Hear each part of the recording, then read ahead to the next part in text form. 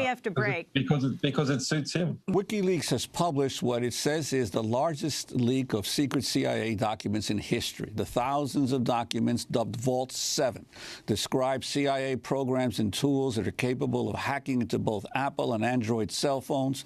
By hacking into entire phones, the CIA is then reportedly able to bypass encrypted messenger programs such as Signal, Telegram, and WhatsApp. Although contrary to many news reports, the documents do not show the CIA has developed tools to hack these encrypted services themselves. The documents also outline a CIA and British intelligence program called Weeping Angel, through which the spy agency can hack into a Samsung smart television and turn it into a surveillance device that records audio conversations, even when it appears to be off. To talk more about the Vault 7 documents, we're going back to the Ecuadorian embassy in London. We already are joined by Julian Assange, the founder of WikiLeaks. Talk about the significance of this latest release of documents, Julian, that WikiLeaks has engaged in. Vault 7 is the largest intelligence leak in history. We've published so far less than 1% of that material. Now, so far, the publications that we have published reveal that the Central Intelligence Agency has decided to create, in the last 10 years, its own captive version of the National Security Agency, not specialized in bulk interception, but specialized in semi-automated hacking processes. That's creation of viruses, Trojans, etc., to put in people's computer systems, telephones, TVs, and have those then report back to CIA listening posts that collect that information and ingest it into the broader CIA process. And also information can be pushed using these mechanisms on to those telephones, computers, et cetera, to, for example, plant information that could implicate someone falsely or perhaps even truly in a crime. So I think it's significant that as the Central Intelligence Agency gained budgetary and political preeminence over the National Security Agency, which used to have a bit bigger budget. In the post 9/11 environment, the CIA's budget is now increased to about 1.5 times that of the National Security Agency. So in response to that increased political power, where increased budgetary spend comes from, it has created its own effective air force using drones and its own large hacker squad. So it is able to do things internally that it would previously have to go out for others to do. So the Central Intelligence Agency, like all institutions, is maximizing its institutional power. And it is slowly succeeding compared to other institutions. Now, in response to the various disclosures about the National Security Agency, most importantly, the Edward Snowden disclosures of 2013, industry has responded to market demand in various places, and various engineers ideologically also invested in this to introduce encryption in WhatsApp, in Signal, more types of encrypted email, and so on. Now, the Central Intelligence Agency's hacking approach does not target the intermediaries like the National Security Agency does for these bulk intercepts. Instead, it targets the endpoints, and then it doesn't need to worry about the encryption.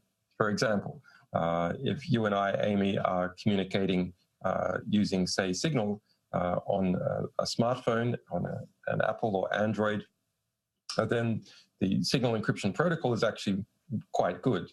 And as far as is known, it cannot be decrypted by an intermediary, bulk spying on communications traffic going across the Atlantic, like the National Security Agency does. But if either you or I have our phones hacked, and the CIA software specializes in doing this, it means that encryption doesn't matter, because the information is gathered either before it's encrypted or after it is decrypted. Well, Julian, in terms of the material you have released so far, you did redact any of the computer codes that you got access to, and you offered to have companies that may be affected by this, tech companies, to provide them the code so they could fix any vulnerabilities. Have any companies taken you up on the offer? Yes, that's a very interesting process, and we knew that it would be. So we made this offer publicly. And we also wrote to a number of the large companies such as Apple, Microsoft, Google, Mozilla, which produces the Mozilla browser, etc. Now, the European companies responded almost immediately. Some even approached us.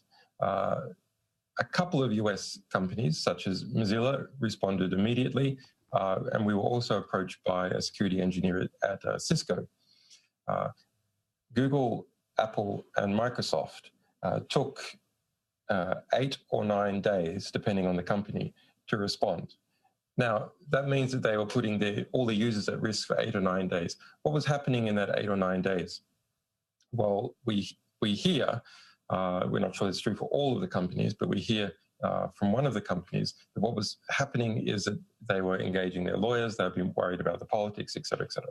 My guess is that on the legal front, a type of collaboration involving classified material, it could be argued to be conspiracy to commit espionage. Now, of course, that's not actually practically possible in the US court system or politically possible. And then these companies have individuals within them who have security clearances because they work on classified projects for the government.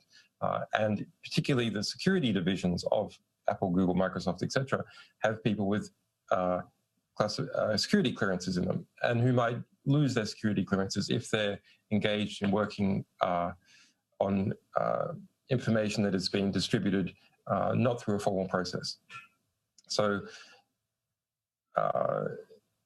what you see in the all those big three taking 8 or 9 days is some kind of collaboration, either directly with each other or through a third party, say like the Department of Justice, to understand what role that they're going to play. And the role that they ended up playing is saying, no, we don't agree to fix anything which we had asked for within 90 days. No, we don't agree to say that any fix came from you. This was our requirement. Instead, you can just throw something at our regular security reporting mechanism. So what's going on there? Well, no record of collaboration in a formal sense or in a political sense that could be used to make political problems for those companies in terms of their contracts with the United States government, or potentially introduce problems in relation to the Espionage Act or security clearances. That's my supposition. We don't know that's true for sure. We know that some of that is true for at least one of these companies. But looking at the timing, it's very unusual that Google, Microsoft, and Apple all wrote back to us on the 8th or 9th day, whereas the other companies wrote back immediately or at various times.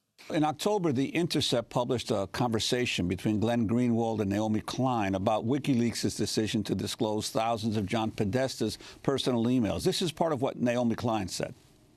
I would add, it's not just that they didn't